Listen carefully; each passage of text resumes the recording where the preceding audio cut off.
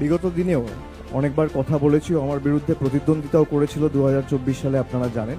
ওর বাড়ি ডায়মন্ড হারবার 1 নম্বর ব্লকের বাসুলডাঙ্গা বলে একটা গ্রাম পঞ্চায়েত আছে, সেখানে। তো আমি দীর্ঘদিন ধরে ওকে দেখেছি, ওর কথা শুনেছি, সামনাসামনি আমার কোনোদিন দেখা হয়নি। এবং সিপিএম দলে যে কজন, বিশেষ করে এই প্রজন্মের যারা প্রতিনিধিরা লড়াই করছেন, আমি লড়াই করছেন কথাটা অত্যন্ত সচেতনভাবে ব্যবহার করছি। তার কারণ যেটুকু মিছিল মিটিং হয় এদেরকেই দেখা যায়, বাকি তো সিপিএম খালি টিভির পর্দায় রয়েছে আর সোশ্যাল মিডিয়ায় যত বিপ্লব। আমি দুদিন ধরে সংবাদ মাধ্যম দেখছি, সেখানে প্রতিকূলকে বলা হচ্ছে তৃণমূলের সাথে ডিল করেছে। ডিলটা কি? ডিল তিনি বিধানসভা নির্বাচনের টিকিট পাচ্ছেন।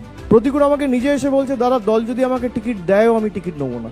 আপনি একটা ছেলেকে জানেন না, আপনার সাথে যে এতদিন ধরে দল করলো তাকে আপনি চেনেনই না। আপনি তাকে আগেই ঘোষণা করে দিলেন যে সে বেঈমান, সে গদ্দার।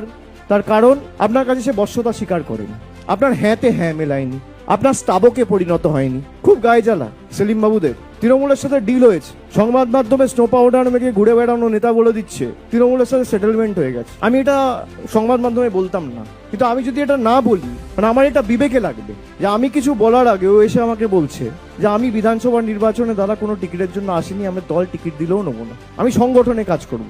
আজকালকার দিনে কজনকে পাওয়া যাবে যার রাজনীতিতে কোনো চাওয়া পাওয়া নেই? রাজনৈতিক কর্মী সমর্থক প্রত্যেক দলেরই থাকে, কিন্তু ভালো কর্মী আপনি কোথায় পাবেন?